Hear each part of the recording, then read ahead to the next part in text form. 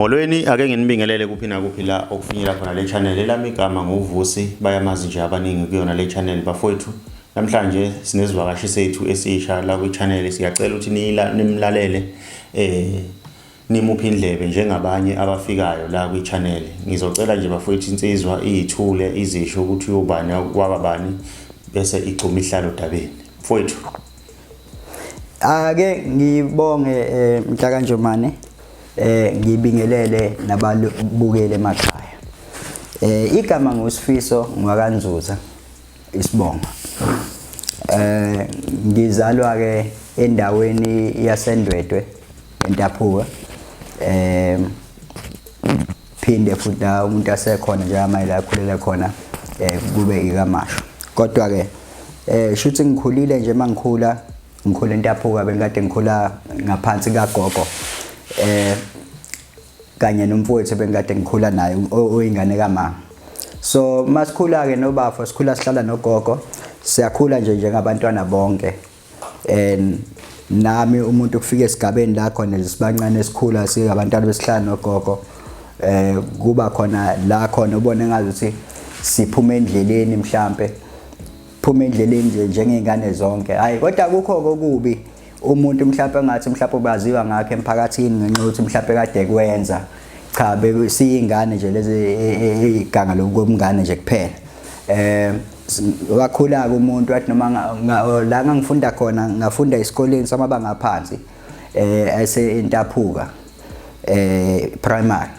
So ngafunda khona ngakhona futhi ekufundeni kwakhona ngaleso sikhathi shuthi umuntu wangakwazi ukuthi aqede khona ngakho njengoba ngisho ukuthi umuntu cha wayiphuma nje endleleni mayisasemncane. So ayithola nje ngifunda ngapha ngakoStenga ngifunda eMhlali. Ngathi ukufunda ke ngiqhubeka khona ke eMhlali la khona umuntu wayekade ehlala khona ke nefamily nje yabelungu. So ngafunda ke khona ke ngakhula ke. So wabuya umuntu wabuyela ekhaya la khona kade kukhona khona ugogo. But as umuntu ekhula waphuya ngaya kaMashu ngafika kaMashu nakhona ngahlala ngasebenza umsebenzi ungekho ke umuntu wayetohoza nje enza lawa matohonyana lawa. But ngicela ukuthi ngifike mhlambe ngaphambi ukuthi ngifike kaMashu ukuthi azofike lapha ekusebenzeni lo ukuthi umuntu ufika kanjani. Mangisuka ekhaya ngibe umntwana ogcine esephuma ekhaya mhlambe egcina ngenxa ukuthi ngangifila sengazi ukuthi ugogo wayethole kanzima umsebenzi wayethole emahlombe njengomuntu wayekade sewumuntu osemdala nakho siyingane but angakwazi ukuthi umuntu engakwazi ukuthi acomplain but ubone ukuthi kuthwele kanzima. So nje ngidecide no ake ngiphume ngishiya isikole ngihambe ngithi ngiyofuna amatohonyana uze ngikwazi ukubuya ngilekelela ugogo. Umuntu aphumeke nje umuntu ayaphuma ekhaya but kungahambi ngendlela umuntu ayekade efisa ngakhona. So ukufike ngalena ngoba nami phela umuntu besaseyingane ngifuna amatoho ngangiyiphilisa mhlawumbe ngokwasha imoto ofuthi indawo yaseBhalitho engafike ngahlala kakhulu kuyo ngiwasha imoto. Uyabona nje ukusebenza ema restaurant ezolomsebenzana ama temporary engiwatholayo. Gcina umuntu ke ngenxa ukuthi ngenxa yebala ngikade ngiphakathi kwegenge le yebala elimhlophe kuyimina kuphela ingane yomuntu omnyama ngaleso sikhathi kade ijwayele le genge yebala elimhlophe. So ngangigcina sengiqwaseka mhlawumbe ngikhipha inyumbazana amaqhamuka igenge le yombutho ukuvikela amaphoyisa. So fika nje noma kuthiwa mhlawumbe kutholakala sifika siyayibhemela bayafika sasibhema at the time ngangibhema sibhemela sibhema insango sonke nengane zabelungu akekho umuntu odayisa insango la but yayikade ihambe siyithenga endawana ethizeni sonke. But makuthiwani bathi hayi ifike nami ngoba mina ngiyingane umuntu omnyama. So ngithola ukuhlukumezeka. So umuntu agcina aze absuka ke lapho ke wagcina abuya umuntu weza kuphi weza eThekwini. eThekwini ethe mayifika umuntu la angazani namuntu. So ngafikele egengeni nje le yabafowethu ekhona edrobheni ikakhulukazi ePoint. So ngafika khona ngahlala khona ngaba njengabanye abafowethu abahlala khona nje kahle kahle shuthi ngalibeka ngicaca ukuthi cha ngahlala emgaqweni. Ngaba i street kid emgaqweni but ke njengoba ngihlala emgaqweni kanje ukuthi ngithanda into efana nani ngithanda nje ukwenza umculo, ngithanda ukwenza izinkondlo, but ngingakaze ngize ngayifunda, mhlawumbe ngayifundela ndawana ethizeni. So ngaba nenhlanhla ukuthi ngangithi mangilapho emgaqweni ngihlangana negenge nje ebikade yenza yona lento, yenza imculo njalo ngiyibone mhlawumbe kunama functions abakade beya kuwo, mhlawumbe ama hip hop nights ako Bed Center,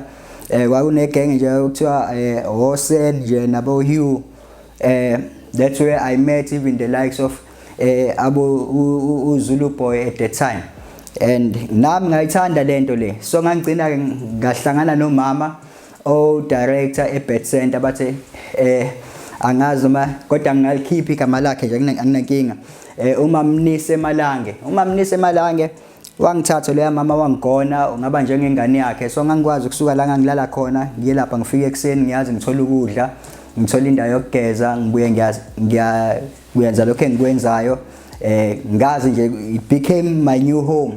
So anginakele like uthola ukuthi lo mama wayikhipha ngisho ubone ukuthi ngifika base benginikeze ngisho nickname at the time because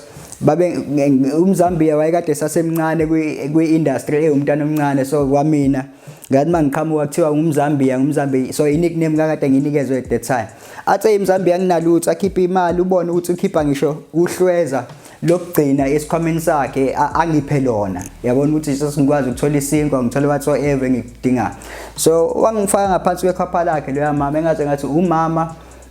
wami wesibili. And ngahlala ke shothi ngalesikhathi mangikule ndawo ngagcina nami ngiba interested njengoba ngangi-interested ku-music, ngafunda i-poetry, ngajoyina i-club eyafonywa abafowethu laphayana abafana nabo Cool Fire Hadeb ebizwa nowadays Poets. So ngagcina ngijoyine yona whereby sasenza nje konke no music. So ngafall in love ne hip hop, ngibhala poetry, ngibuye ngiguqule into music we hip hop. Then ngaqala ke ngaleyo ndlela ngaphuma emgaqweni. So ukuphuma kwami emgaqweni ngiphuma kanjani? Ngiphuma because ngihlangana negenge le laba ubhuti ababebadala kumina ekade ngibabala baphambilini abafana nabo Sen wasemlazi by the way. So kodwa babehlala edrobheni, behlala emafletini. So ngicina ngiphuma ke bengithatha ngomfana omncane ngihambe nabo ama gigs, sambe kodwa sibuya siyolala kuphi, siyolala efletini la. Bayathi hayi uMzambia uhlala emgaqweni, but ngoba nganginabo hayi benginayekela hayi kube nje. And until kwathi it was 2004 ngikhona emgaqweni, ngangihlala ePoint and ngamukela uJesu. Kwakushunyayelwa nje kukhona ibandla lapha ePoint elibizwa ngePower Dimension Outreach Center. So kwakushumayela benza i-outreach. So kwaku May 10 2004 ngamukela uJesu ngaleso sikhathi. And mangabe ngamukela uJesu ngaqhubeka ngahlala emgaqweni, but ngihambe njalo ngiye enkonzweni ngekhathi la zokukhonza. And kwaze kwagcina ngithola igama kuthiwa umfundisi sengibizwa aboza kwethu ngakade ngihlala nabo emgaqweni. Ngihambe ngagcina esontweni, ngathathwa nganikezwa i-backroom, ngahlala khona as ukhetheka ngikade esontweni because bekunanesikole. So ngilekelele ekutheni ngiyacleana esikoleni, bayafika izingane zesikole ekseni, ngiyavula esontweni. So ngihlale lapho kanjalo ngaleyo ndlela. So bengekhona mhlawumbe nginesalary but kodwa benginendawo yokulala ukuthi sesontweni, so bengiseva kwamina. Shuthi khamba isikhathi, I remember mangabe ngikhona lapho kwaku 2004 kwaku New Year mhla ka 31 December. Ngangithenge ucricket, ngiphume ngaphandle esontweni ngendlala itafula la ukuthi ngidisplay abo cricket bami ukuthi ngidayise ngoba uNew Year vele wonke umuntu badinga ucricket, nabantu abasuke bengabathengile ucricket so bayadinga late. Then ngithe mangidayisa lapho kanjalo ngibona sekupaka imoto yamaphoyisa, phuma nje ikhulu nje ababili bonke uCaptain Zincanca. Mabephuma bafike bathi indoda wenzani la, ngithi mina hayi ngiyadayisa ucricket. Bathi iphi license? Ngithi mina anginalo ulwazi ukuthi kumele ngibe ne-license. Ayibathathe baqoqe yonke lena bese beyangibopha.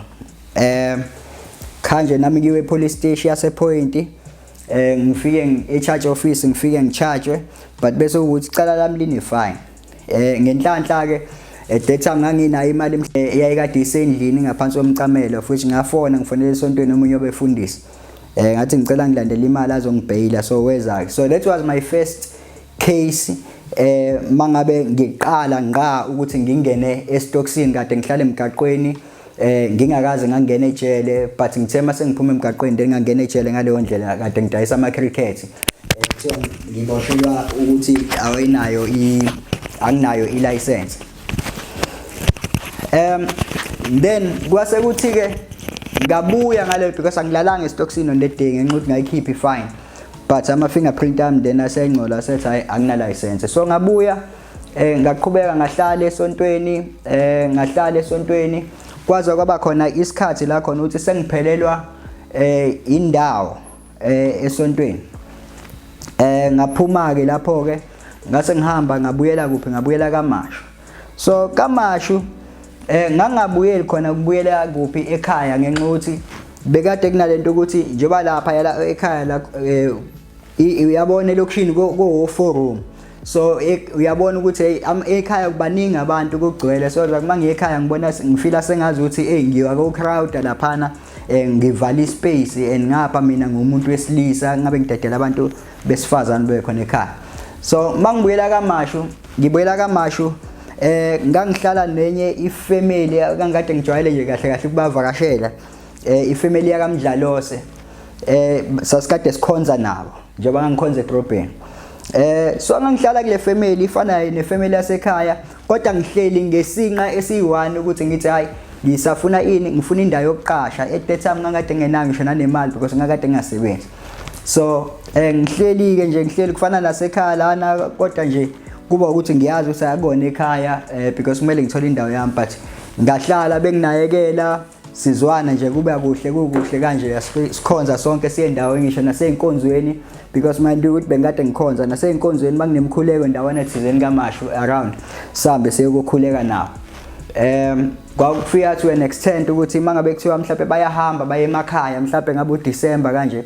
bathi hawo wesifiso bengicela ukuthi usigadele la ekhaya so I with pleasure ngisale ngigade bazi ukuthi ayiku safe bahambe bazi babuye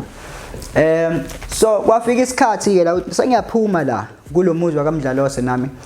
sengithole eyami indawo sengakwazi ukuthi ngeke ohlala lapho do ngangikhokha kwakuyiroom enyane encane i250 rand rent yakhona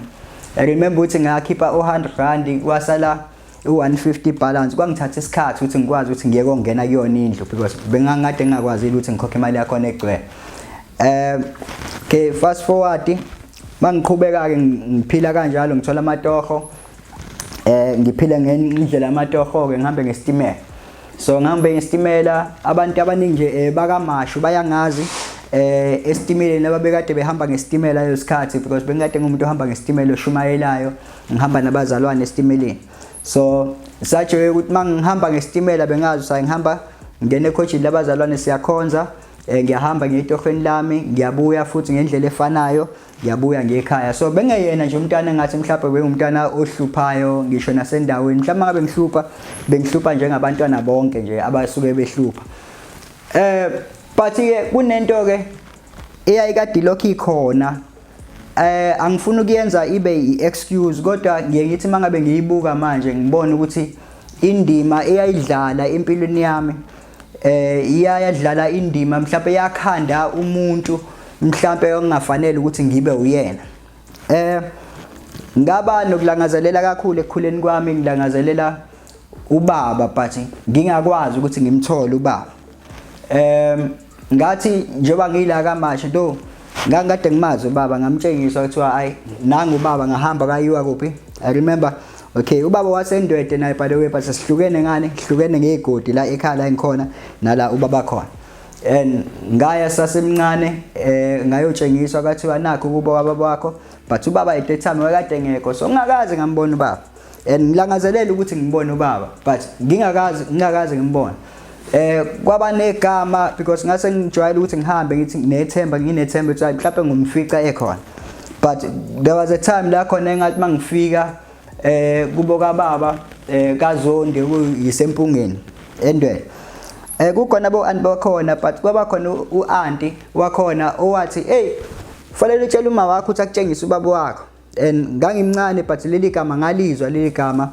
and ngikhula nayo lento uthi mina ubaba ngimazi and ngiyamfisa ubaba nobantu engibabonayo bathi wena ufana nobaba wakho yabo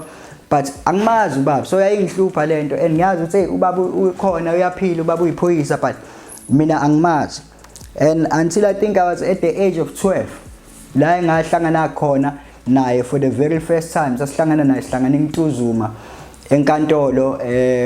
well because uma wayekade ecela imbophela isondlo because wayekade engangondli apparently so mangihlangana naye mina ngilokulangazelela ukuthi hayi ngizobona ubaba namhlanje yabo but ngifika ngima ngasegatini makuthiwa nangu ubaba wakho ayi ngisondela mangisondela ubaba angezi kimi ubaba kanjani angene enkantolo ngaphakathi hayi noma bangene enkantolo mabephuma enkantolo ngithi phela ngifuna ukubona ubaba igama nje kuphela ngikhumbula khona ngakhumbula i-introduction nje kuphela kanjalo hayi wabesuke ehamba ngamgcina kanjalo and there was the time game mangiqhubeka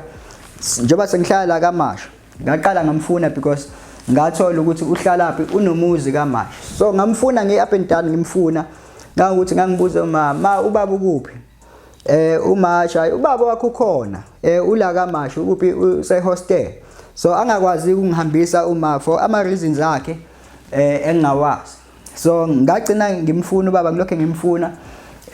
lastly ngamthola ngawuthola umuzi wakhe but unfortunately ngamfica ukuthi akekho ngafika kukhona ke umama okuyena ubaba seshade naye so umama yafike angamkele ngichaza ukuthi hayi cha ngubani futhi umama athi umama mina angikwazi kodwa ngiyazi ngawe ngoba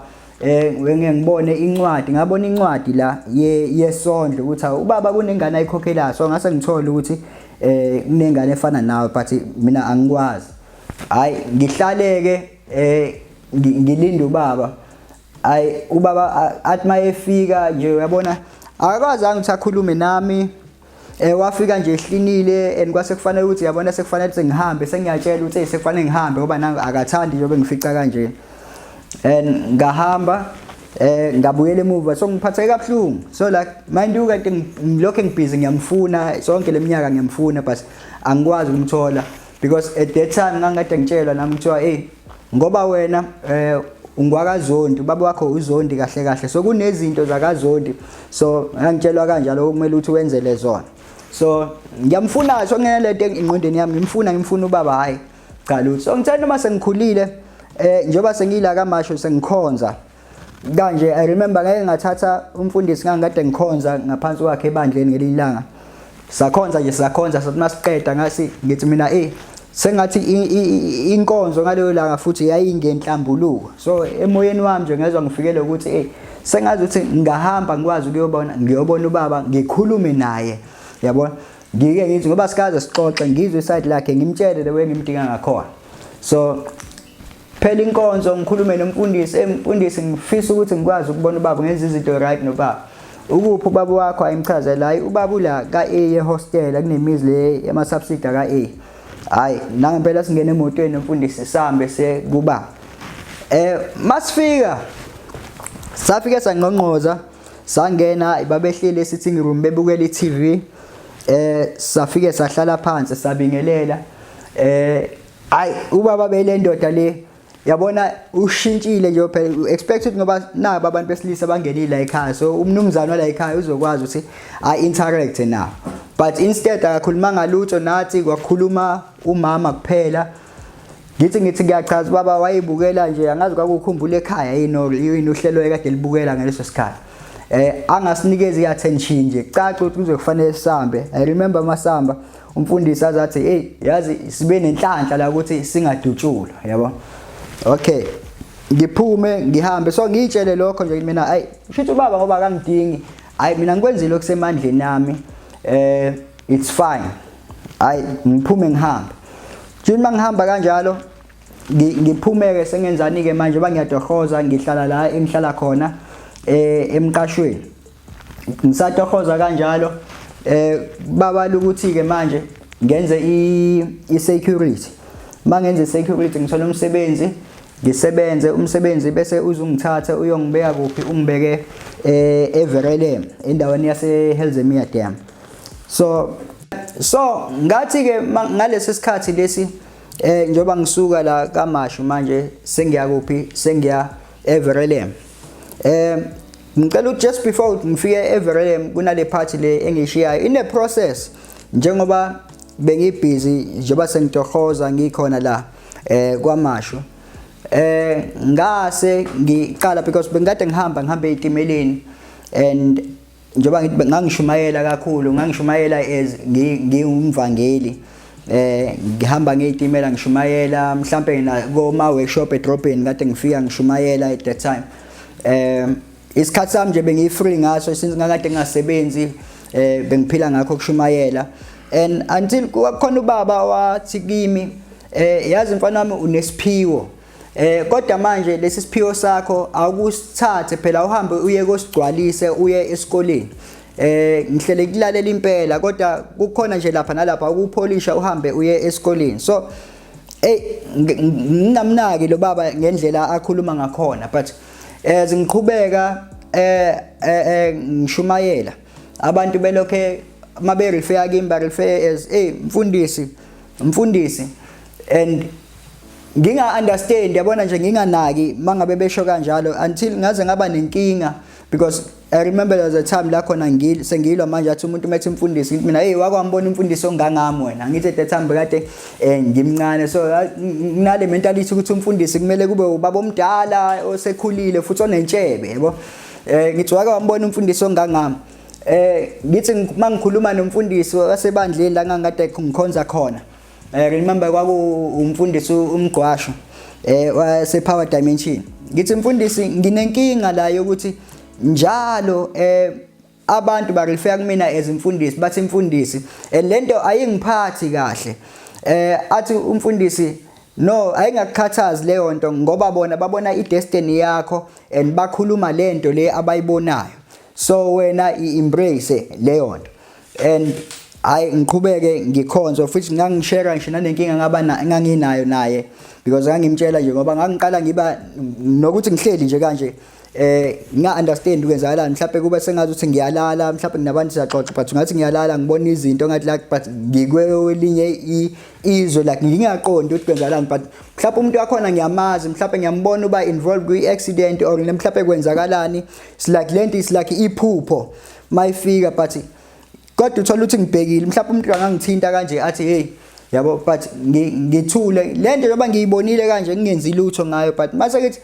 kuthi ngelilanga lento bengikade ngiyibonile ngizwe usibanibani how uyenzekile and exactly njengoba kade ngiyibona, yabo. And bese ngiphatha kabi lento, ngiphatha kabuhlungu ukuthi hey yazi mina njalo nginokubona into kodwa ngingakwazi ukuthi ngimhlenge umuntu lapho. Ngibuyele kumfundisi umqashi umkhulume naye athi umfundisi hayi ubokhuleka ngale nto because that's a gift, so khuleka ngayo. Uma ubone isimo umuntu okwazi ukufikenyelela kuyena hamba ufike ukhuleke naye, but mangakwazi thatha ucingo ukhuleke naye over the phone noma uma umkhulekele with out of reach. Hayi nangempela ngiqale ngiyipractice lento eshiwo umfundisi, ngayibona iyenzeka, and ngabona futhi ngiphinde ngiziba kuphinde kwenzeka ngiphinde ngidliwe nembeza. Until at that time ngase ngiqala ke sengiba deep nje, sengifuna more ngoNkulunkulu, ngiqala ama Bible studies, attend ama Bible studies, ngenza sure nje ukuthi inkonzo ayingiphuthi, ngisaje ukuthi ngangigcina sengisebenza ngiseva igenge le yasemgaqweni nje abafowethu ababizwa ngama street kid. Kwase kwaziwa kahle ebandleni ukuthi asithi every Saturday sasamba siye kobalanda, kuyazi ukuthi must ukuthi ngibe khona ngoba umuntu abazokwazi ukumuzwa futhi bam respect imina ngaleso sikhathi ebengazi ukukhuluma nabo ilanguage abakwazi ukuthi bayizwe. So ngangibuka lapho mase ukuthi kune sort of like leadership style ekhona, so mangikhula ngithanda nje ukusiza abantu kanjalo. So until ngamove ke okay sengimuvela kuphi okay ngangena esikoleni ngingena esikoleni eBible school, so ngihamba ngiyekosebenza but sineyinsuku besikade singena ngaso bese attenda part time. So ngayenza lento ngilokho ngiattenda kanje kwathi mangabe sengiqeda unyaka wesibili sengena enyakeni wesithathu ngase ngiyamove kamasho ngase ngimuvela kuphi ngamuvela eVerelem so mangimuvela eVerelem kule ndawo kade ngisho eHells ngifike lapha ngiqashe ngenzela ukusondelela kuphi nomsebenzi because ngase njoba kade ngenza i-security ngase ngithole umsebenzi ngaqashwa icompany yaka Enforce and mangifika lapha ngiyahlala kube kuhle ngisebenze but inkinga yesiyenzeka lapha nje bese ngilapha yana sengihamba nje ezingumuntu okholwa but bese ngihamba ngilimele ekukholweni mangilimele nje ngilinyazwe njengoba kade ngihlala emqashweni sekufuna ukuthi manje ngibe nomuntu ozokwazi ungilungisela izinto mhlawumbe ngemsebenzini angenzele iwashing sengigcina njani sengigcina ngihlala nomuntu wesifazane endlini hayi futhi kube kuhle nje ukuthi sihleli kube kuhle nje kungabi nankinga but ukuhlala kwami la ngangihleli naye but akwaziwa ngala ukuthi ngihleli nomuntu la wesifazane so sihlale ngoba vele ihlele different location but ukuthi amaphupho namaplan yonke into kwakwe towards the right direction ukuthi kuphela ngaleso sikhathi angakwazi ukumveza kuphe ebandleni ngoba nangapha ngisenza into wrong ukuthi ngihleli naye but asikho emshadweni so njoba already sengilimele kanjena kanti ngala kuzoba nentombazane engizozwana naye and happen ukuthi abe umakhelwane so angazi lo ngangade ngihleli naye ukuthi hayi nginomuntu la engizwana naye shuthi ngathi nje ifamily yakho okay bekuyifamily nje bikade nayo ingamile kahle ngekho ngathi bengamekile kahle beyifanela nje nathi so mina njengoba ngisebenza kanje bese ngisebenza emsebenzini wami sengena i-night shift kuphela so mangena i-night shift ngabuya bekunendawo kade nje ngathi babenza icar wash kuyona before isiceleni umgwaqo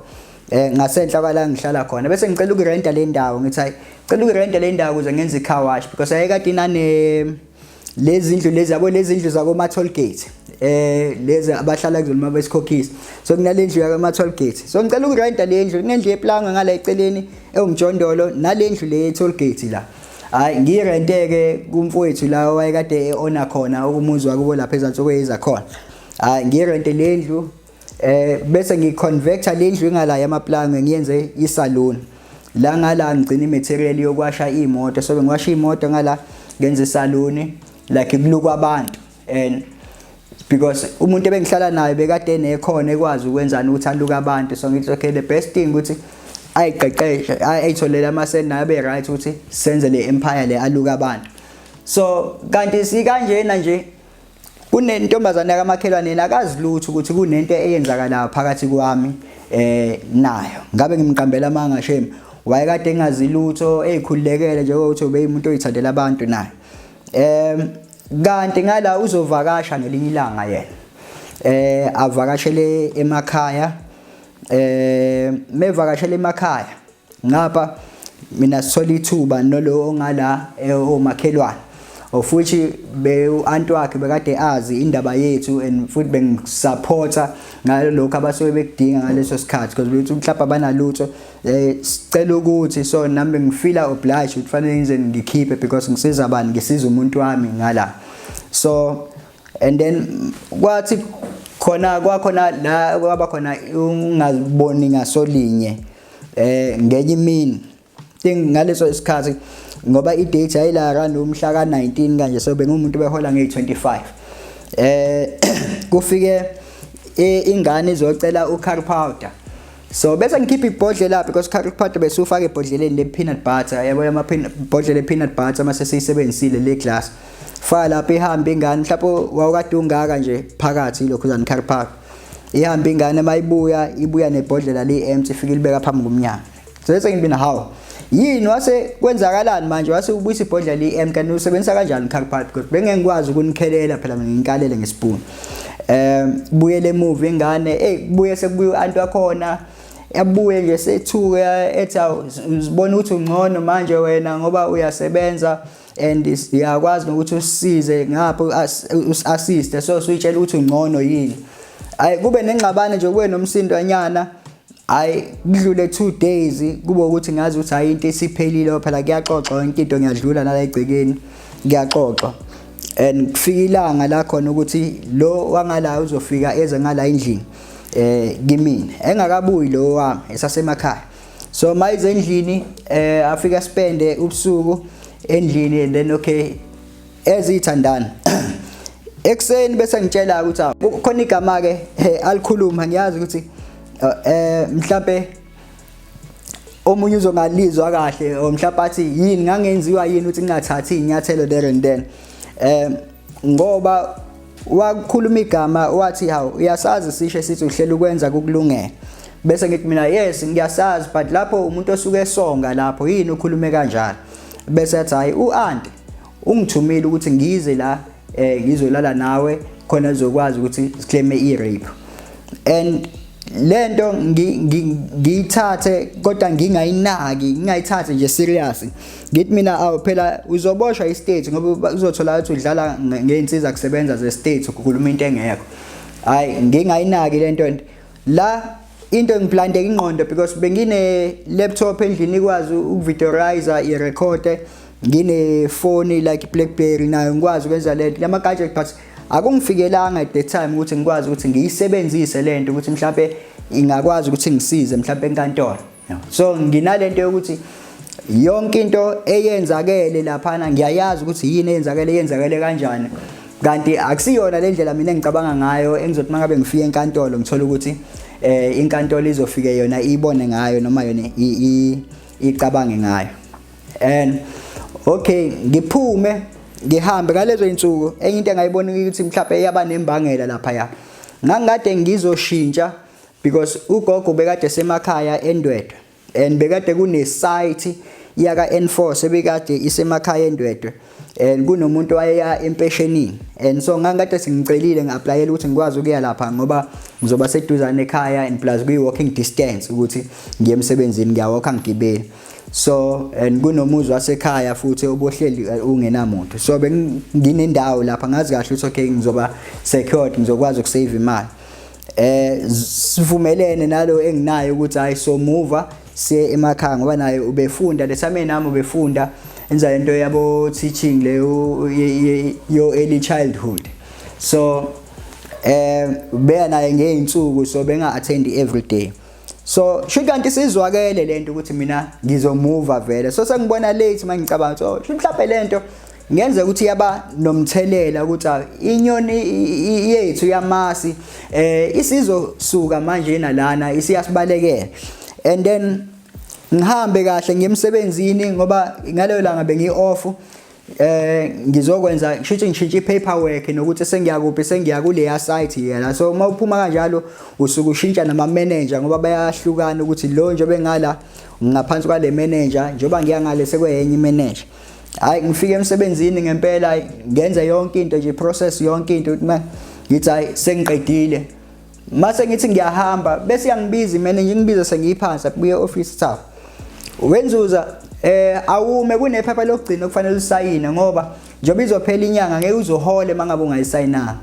hayi ngibuye ngihlale la kuhleli khona abanyoza kwethu amanye amagadi mabesuke belindile hayi ngihlale ngibona ngiyahlala ngithe ngibona ukuhamba kwesikhathi ngibona sekuqhamuka amaphoyisa yabo qhama amaphoyisa ahamba noanti wentombazane le bese beqhamuka no I think nomunye umfowethu nje bese beqhamuka athi uanti nango so ila engaboshwa khona ke lapho ke ngiboshwa ngaleyo ndlela ke ngiboshwa leli cala leli langibopha into engikhumbula kahle bathi ndoda uzoyihambela noma sizokufaso zankosi yevenini ngathi mina hayi ngicela ukuyihambela so ngakhunyuliswa ke ijacket yomsebenzi into because kuyuniform yomsebenzi ngahamba ngene evenini so ila ngiboshwa khona ke lapho so ngizobuya ke nginixoxeleke ngosuku lwami ke lokuqala mangabe ngifika eStocksini khona ukuthi ngifika eStocksini kwenzakalani ke iya kanjani impilo ukuqhubekela phambili.